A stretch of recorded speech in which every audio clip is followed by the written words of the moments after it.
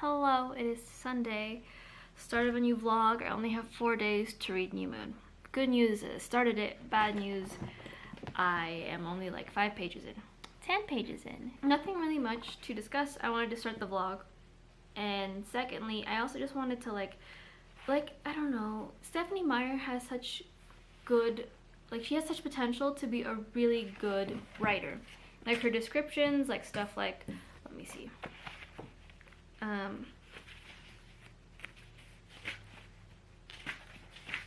Like the preface saying, like, let me see where I can find it.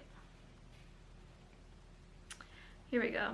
My legs seemed to move slower and slower as I fought my way through the callous crowd, but the hands on the huge clock tower didn't slow.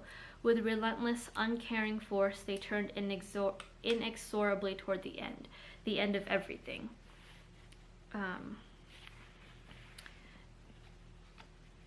And like it's just she's such a good descriptor, but then she gets lazy, and I think this is where a lot of her editors should have stepped in and been like, you wrote this wonderful passage 2 pages ago, and then now you're inserting here talking like, here Alice laughed and the sound was all silver, a wind chime.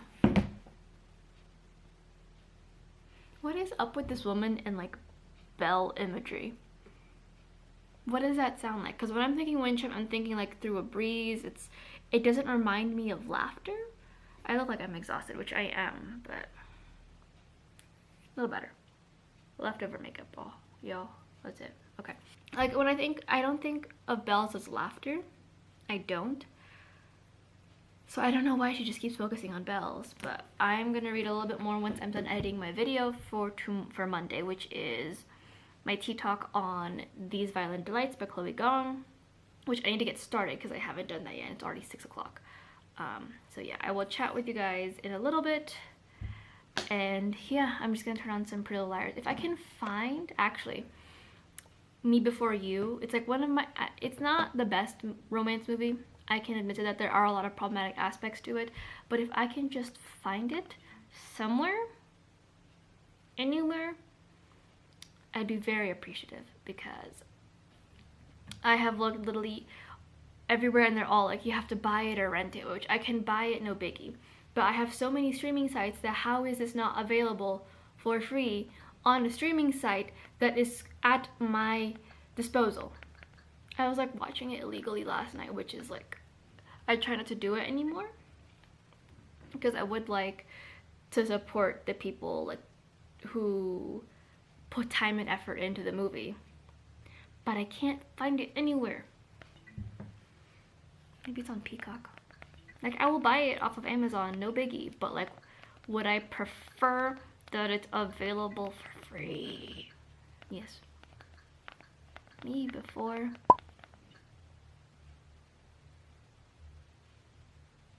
Time for some sad analysis with Therese. Not that the analysis is sad, I am sad.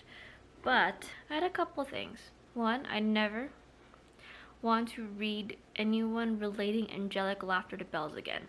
She literally talked about how Alice's laughter was like a bell and it was all silver, which I believe I mentioned in the previous clip. It's also Monday. And then later down the page, she was like, Alice chimed again, and all I can think of is a freaking phone. Like, I don't know, how did Alice, what was the chime about? What notification did you get, Bella? Was it from Twitter? Facebook? Did you get a text from your mom? Editors. Moving on. Toward the end, or like I guess the end of their relationship, it's kind of where I lose a lot of respect for Edward. According to Midnight Sun, he ended up leading her on from the minute of the hospital scene. He knew from that scene that he was going to leave her. And then he led her on for like 9 months until she was physically harmed and basically dependent on him. And then not only that, but he led her away. He didn't even give her the comfort of like having her stay in her own home. He led her away to the forest, told her that he basically didn't want her. You know, said all the things that he knew would destroy her. Then left her in the middle of the woods knowing that she would try to follow him, try to rationalize with him, try to save their relationship, and left her there in the forest for God knows what to eat. not only that, he then proceeds to take every little remnant of him, pictures, the CD he got her, everything, took it away from her, which is trauma in of itself to not even be able to process that loss. And it takes it all away, and then comes back and says, "Oh my God, I love you. We don't stand this vampire man anymore." But so far I haven't seen anything worth analyzing. Again, I don't get why her editor allowed some of these things. She literally said, Charlie watched with exasperation as I slowly grasped the meaning of his words. What did I do? I felt my face crumple. It was so unfair. My behavior had been above reproach for the past 4 months. After that first week, which neither of us mentioned, I hadn't missed a day of school or work. My grades were perfect. I never broke curfew. I never went anywhere from which to break curfew in the first place. I only very rarely served leftovers. Oh, here's another thing that I think should be taken into consideration in terms of characters and setting up your characters. We all know that love in of itself should be unconditional. It shouldn't be conditional or transactional. However, Bella sees a lot of her relationships with people, with Edward, with her family even, as transactional. In the beginning, when she's talking about her birthday, she hates the fact that Edward has all this money, which, by the way, they only have this much money, not just because Carlo's a really good surgeon / doctor, but also because of the fact that Alice can see the future and can manipulate the freaking stock market. Why don't we talk about this? Stephenie Meyer has these little sprinklings of creating these wonderful characters, these strong characters and these strong relationships and backstories, and then that's all we ever get is a sprinkle.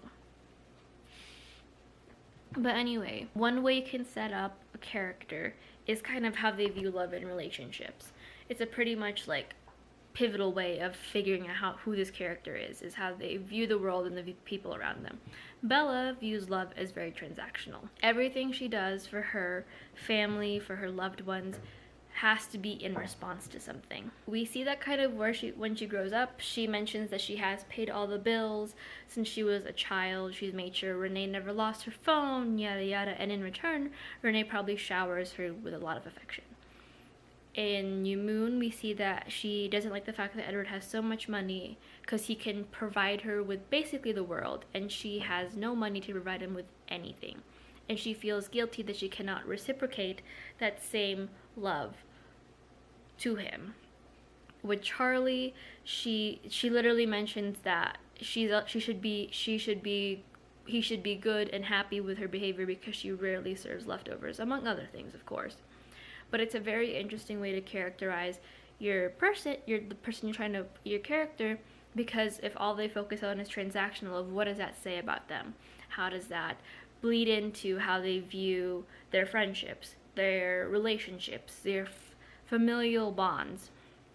And what will push that character to the breaking point if all they ever see these relationships that define them and make them so strong as transactional, which is what we see a lot with Bella.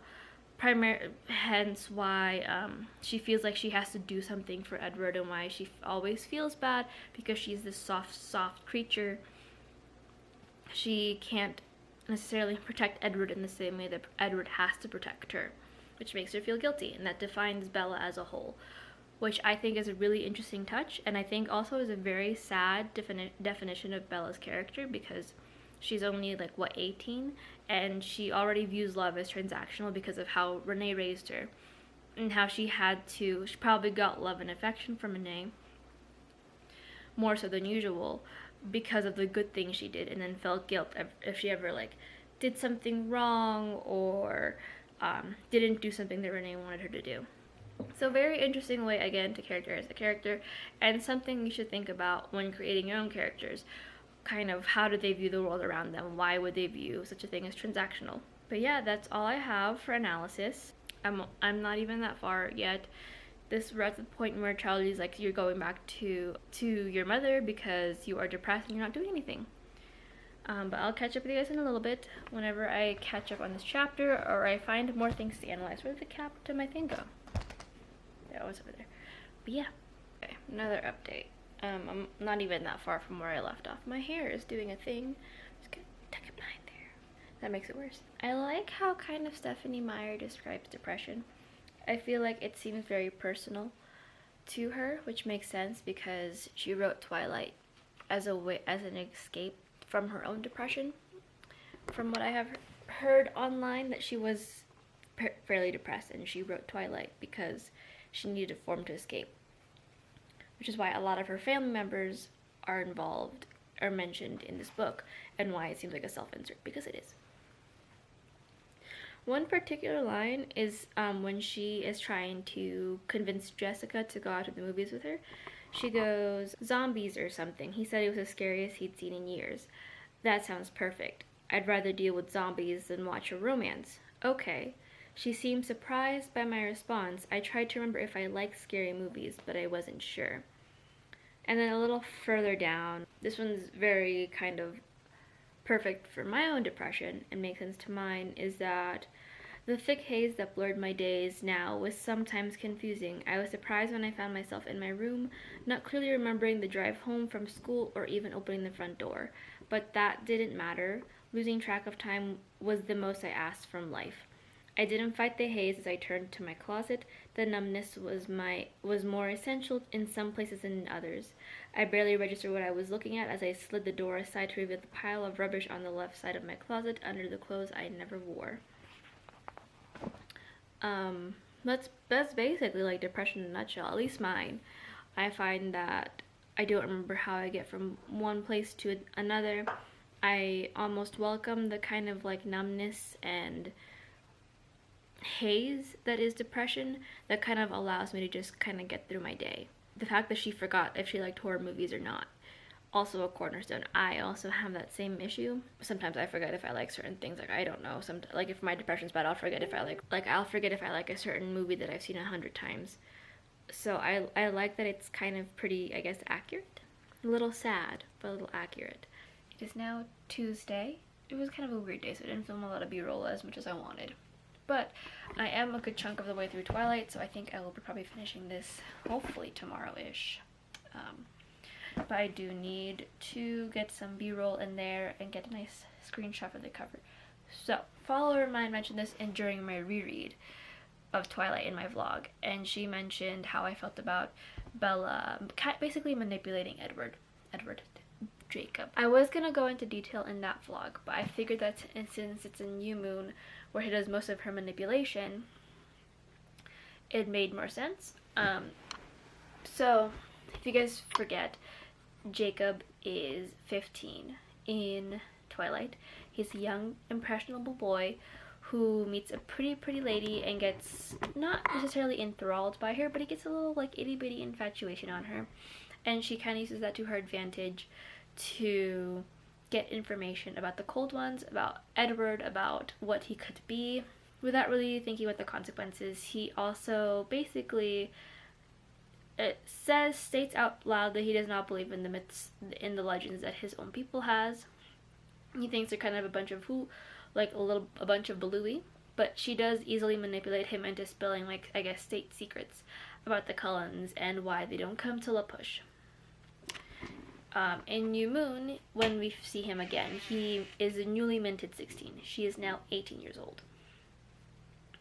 Again, he has no idea of the supernatural, but Bella does. Bella has more than enough knowledge on the Cullens and everything, and she comes to him with the idea, again, to manipulate him to kind of adjust what she wants to do, adjust kind of his schedule in his life, just so she can get some adrenaline rushes and see Edward.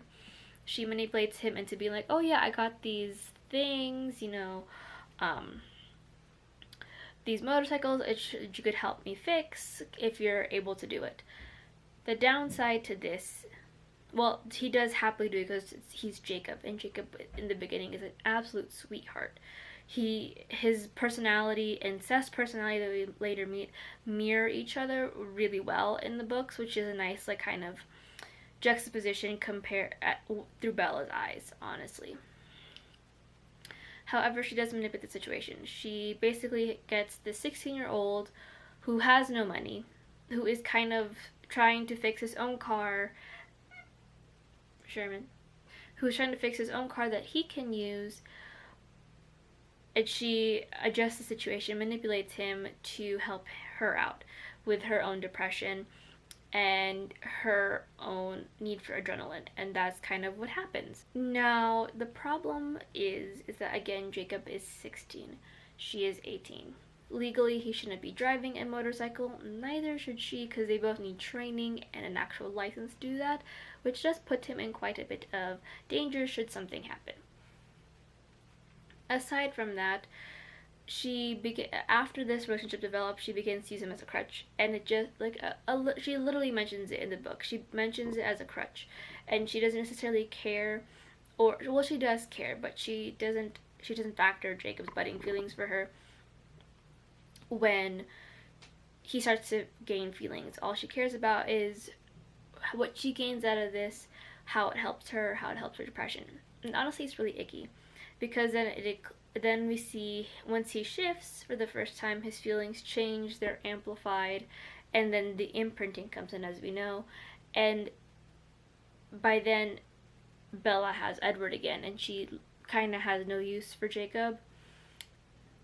She is still friends with him, and she does consider him to be one of her best friends, but sometimes it doesn't feel that way. The beginnings of their friendship and later on romance does not feel right to me. It feels really icky, considering Bella knew exactly what she was doing and really just manipulated the situation. Very icky. Very, very icky. Especially since Jacob, it was this happy-go-lucky, and the only reason that he is shifting is because the Cullens were in town.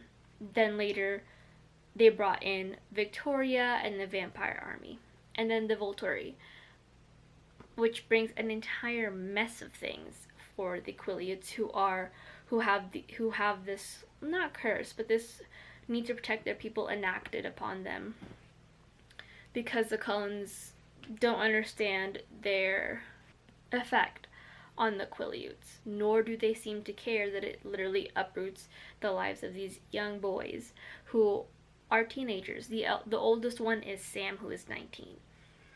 At the end of the series, the youngest wolves are 13 and 14 years old. Let's discuss BIPOCs, or lack thereof, like BIPOC vampires. Now, Laurent, I'll throw a picture of him up here, in the movies is black. That is not accurate to the books, and not accurate to Stephanie's lore whatsoever. Now, normally I'm here for, like, just throwing in some color in a place where they're not really described. In the movies originally, and this will segue into this, in the movies, the original director for the first book originally wanted the Cullens to be a bit more of a blended family. She wanted the Cullens to be more of a blended family, which made more sense because they were all adopted. Like, in interviews, the director discussed how she wanted Alice to be like Japanese, and had all these images for the Cullens, who by all are like a very blended and very created family. So it made sense that not all of them were going to look the same. However, Stephanie really fought against this, and the only person she managed to get as a BIPOC was Laurent, who is a black man, who is one of the antagonists, Durotagonists, I suppose, in the first book. Stephanie kind of backs this up with lore.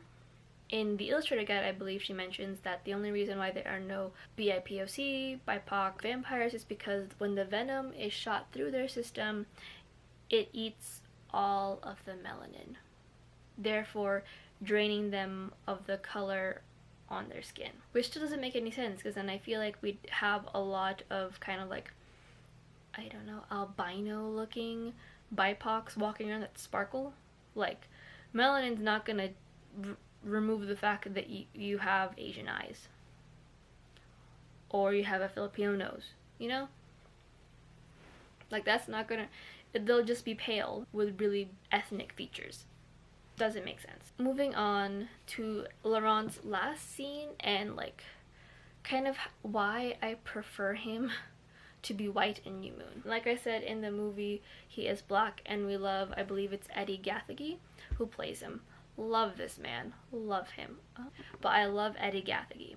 He's beautiful, and I've seen him in a few things, and he does an absolutely marvelous job in the things he's acted in. However, the visual that I have an issue with is that he is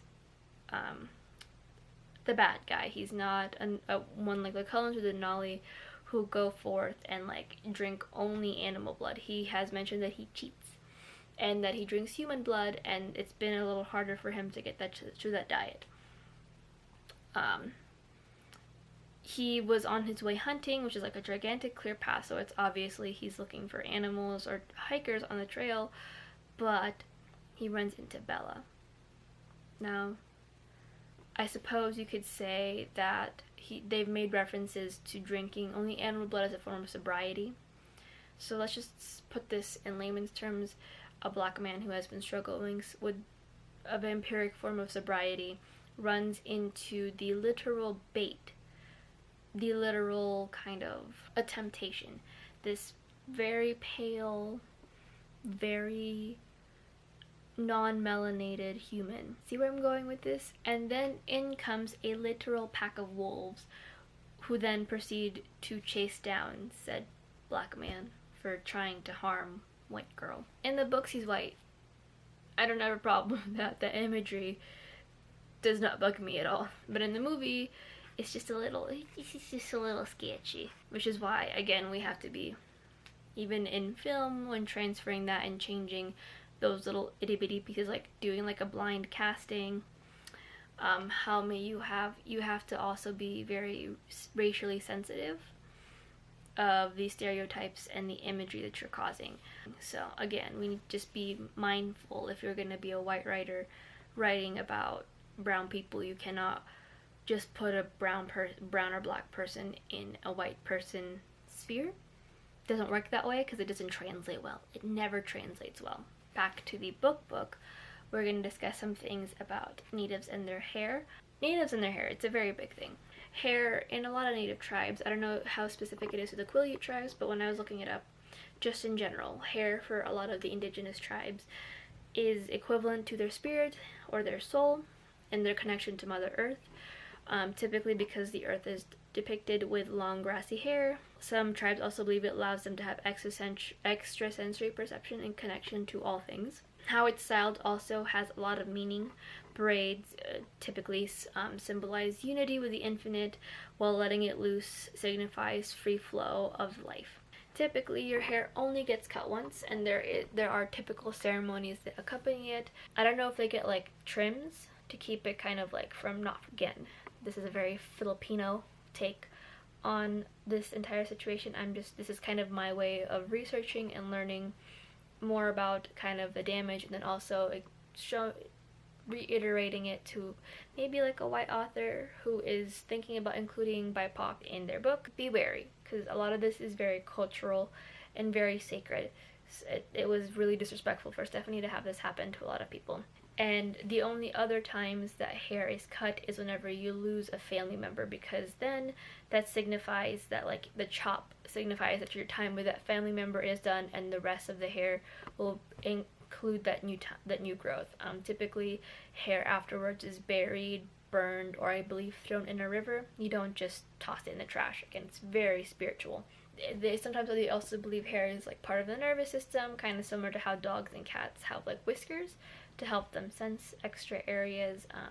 Not sure how true that is for all the tribes, but I will leave like the links to the articles I read down below. I also saw a TikTok of an indigenous man who cut his hair short because he felt like he was not protecting Mother Earth's water. Yes, I believe that was a TikTok. I will leave also that TikTok link down below. Like the water, he hasn't been protecting it, or Mother Nature, so he then put his hair in the river, and he also said that he will not be cutting it.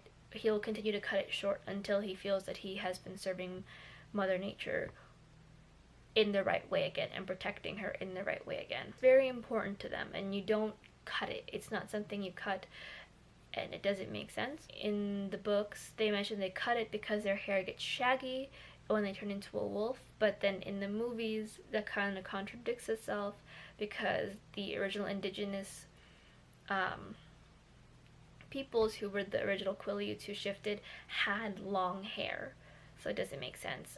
In the movies too, we had like casts like Sam and I believe Jared and Paul, I want to say, when we first meet them in Twilight, they were cast, and they wished to return to the sequel for New Moon. However, those cast members refused to get their hairs cut specifically for that reason.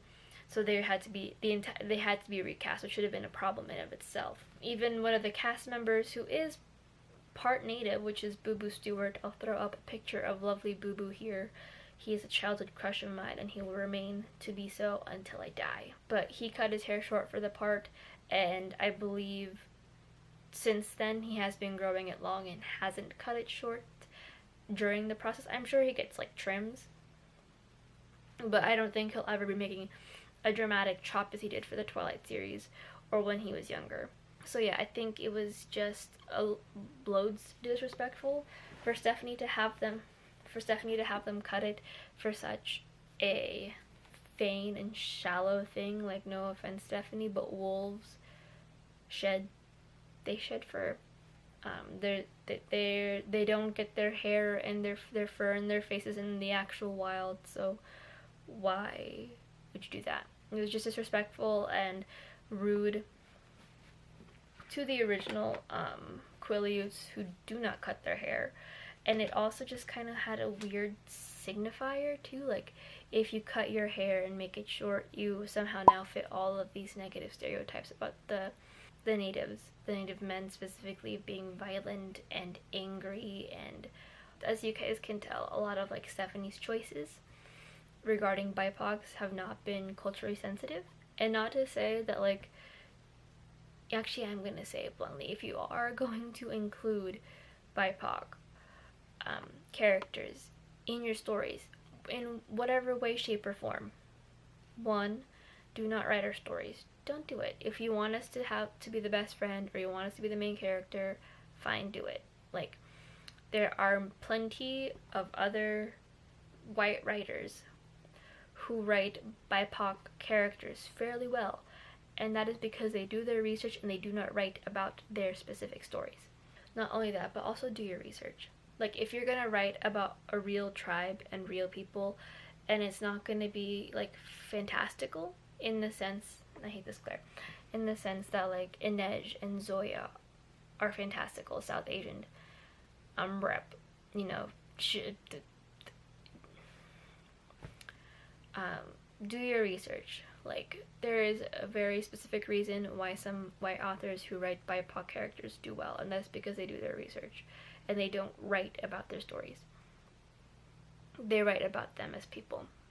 But if you are going to write about a real people who have been suffering the consequences of white Americans since the days before we were born, or even thoughts of or concepts on this world, do your research and treat them with respect, and treat them the way that you would want people to treat your ancestry. I am gonna go read more of New Moon because I need B-roll footage, and I should wash my face too because I've been crying a little bit. Periods, you guys, they're just painful in more ways than one. And then to brush my teeth.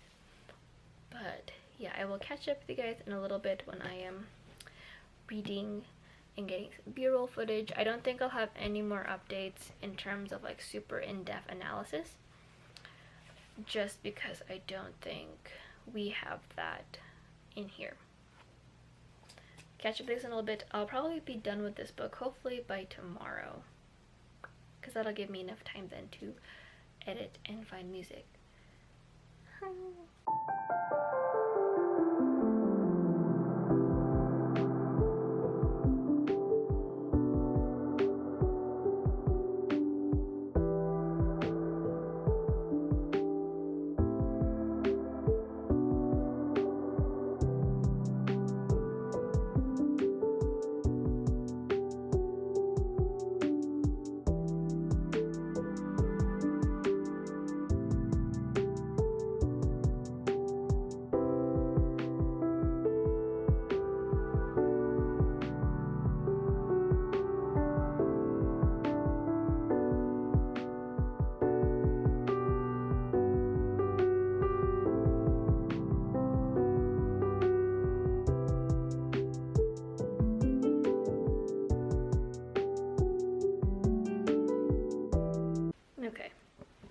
is Thursday night. I am not done with the book. I have about 60 pages left, and this video has to go up tomorrow. But before I kind of try to finish up the book and get to editing, I'm just gonna go over what I have done and take a note so far. I don't think I was very concise with my discussions of Bella and Jacob in the last clip. But anyway, just kind of wanted to make it a little clearer because I don't know how clear it sounds or how cohesive I sound. But basically, I feel like their relationship is very shallow, and not in the sense that they're only with each other for their looks, but in the sense that a lot of the only reason why they even have a relationship is because Bella was looking for answers when in the first book. He's 15 in the first book, and Bella flirts with him. She's about 16, 17, and she flirts with him only to get information. She's not interested in him at all. So she flirts with him and manipulates the information out of him, which is really disgusting considering that information was very classified to the Quileute tribe. She shouldn't have begged for it, basically, or convinced him. And then come the second book, he's 16, newly turned 16, she's 18, and she approaches him not with the intent of being his friend, but with the intent of seeing Edward again. And even this budding romance, as you can say it, isn't even romantic. Bella mentions a few times in the book that she feels guilty that she's leading him on this way. She doesn't feel the same for him, she probably never will, and the only time she starts considering him as a romantic option is kind of like, well, I don't have a choice, Edward's not here, so we're gonna go with it. Not cool.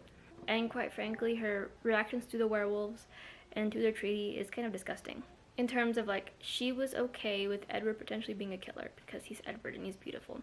But when the werewolves came in, and he was a killer, he just didn't kill innocent people. But when the werewolves came in and there was potential that they were harming people, she called it disgusting, terrible, can you stop it, it's not right, and jumped to all of these assumptions, despite having never jumped these assumptions about any of the Cullens.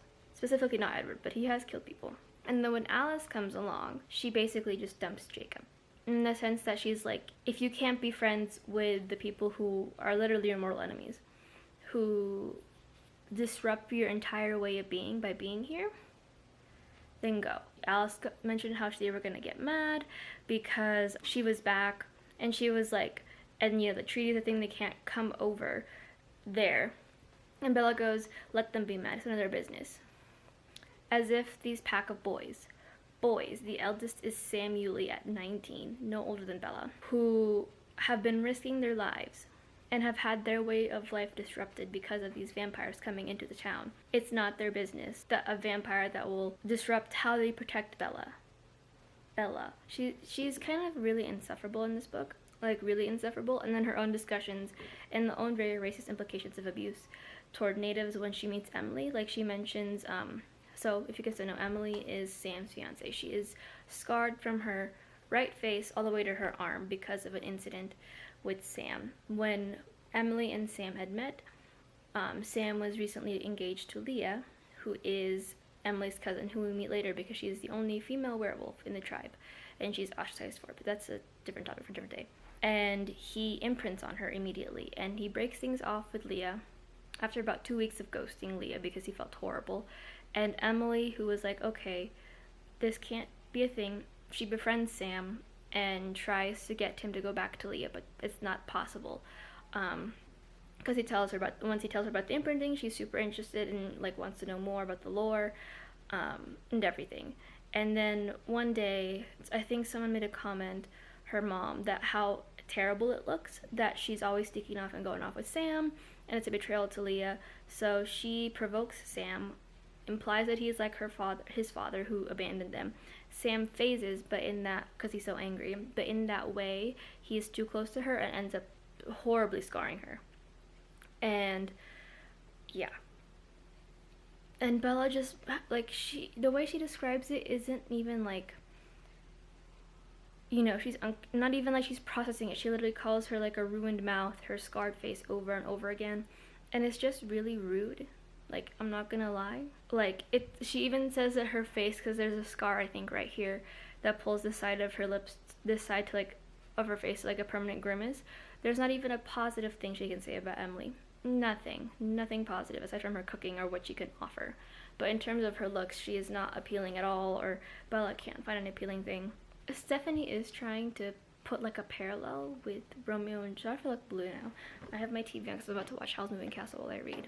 But she puts a parallel to like she does this from the second and third book. I don't know about the fourth book, but she does this parallel where she's like, oh yeah, New Moon parallels Romeo and Juliet, which doesn't make any sense because there's literally no parallels aside from maybe the fact that Juliet tries to make herself like Paul or Paris, I guess. Paris in this situation, Jake, and she can't because she doesn't love him, and then she fakes her death, but she didn't fake her death in this one, and I don't know. I don't know. Jake in New Moon is my favorite Jake. He's so happy-go-lucky, and he has every right to be angry, like genuinely. If you think about it, like the girl he falls in love with in the second book doesn't even really love him. It only really cares for him in a platonic way, but kind of led him on the entire time. He has every right to be angry in Eclipse. Basically was manipulated, had his life ruined because of a girl who fell in love with a vampire, and his entire existence is all fudged. But Jake in this one, like Jake and Seth's personalities parallel each other because Seth should have been the Jake that when he shifted, had he not met Bella. But had he not fallen in love with Bella, his personality probably would have been more in line with Seth's personality because they're very similar. But yeah, I'm gonna go turn on Howl's Moving Castle, read for a little bit, and probably eat some dinner. I'm not starving yet, so I'm gonna wait like 30 minutes. But I'll catch you guys when I finish, and then I'm gonna start editing.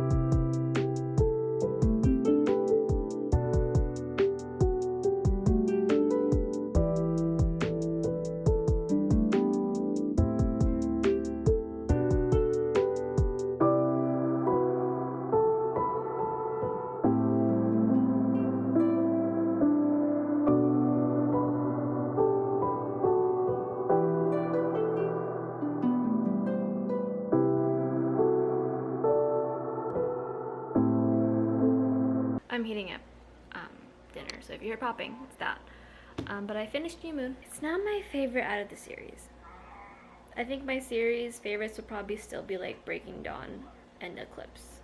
I don't remember which order I preferred, but it's good. But I think Stephanie tried a little too hard to be like super like smart with this. She tried to frame it around Romeo and Juliet, and literally only comes up in the beginning and again at the end. And if she was trying to reference it to kind of expand on the on the love triangle, it doesn't really work because in Romeo and Juliet there isn't a love triangle.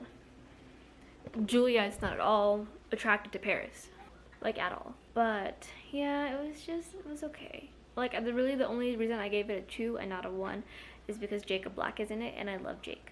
He's just precious. But yeah, it's not my favorite. Bella is just kind of insufferable in this one, and like I get it, she's suppressed and very traumatized. I understand. However, her treatment towards Jake is kind of what ruined it for me. I feel like she tried to make it seem like she was in love with him, but there was no actual real romance, and that was what New Moon was about, was to start the next leg of that like love triangle that will eventually finish off in Eclipse and then round out in Breaking Dawn. And I just don't see any romantic relationship there. So 2 out of 5 stars. In terms of writing, I never want to hear a wind chime ever the fuck again. I don't really have much thoughts. I feel like I explained them fairly much in the vlog. Yeah, it's not my favorite. I think it could have been written a lot better. More better? Betterer. A lot better than what it was. It could have definitely have gotten more personality and just a lot more development. Like, literally there was no love triangle that was beginning in this. There was no who was she gonna choose, because she was always gonna choose Edward. She had chosen Edward in the beginning. She chose Edward when she met Jacob. She chose Edward every time. There was never any problem for her. For her, the only reason why she struggled with Jake being gone is because they were friends. So, in terms of writing, it was okay. Stephenie Meyer has a lot of potential to be a really good writer. It's just I think her editors failed her time and time again. Yeah, I don't have much to say because it's just not my favorite, and there wasn't a lot to unpack because I had unpacked it already. So yeah, if you guys enjoyed this video, I have 2 more left in this series. I will be reading Eclipse and Breaking Dawn. Will I read Midnight Sun? Maybe. I don't know when I'm gonna do that. I would like to, just because I think Midnight Sun further dives into how great Stephenie Meyer can get when she actually fleshes out her characters, and unfortunately a lot of that fleshing happened with her side characters. So yeah, I will catch up with y'all in my next video.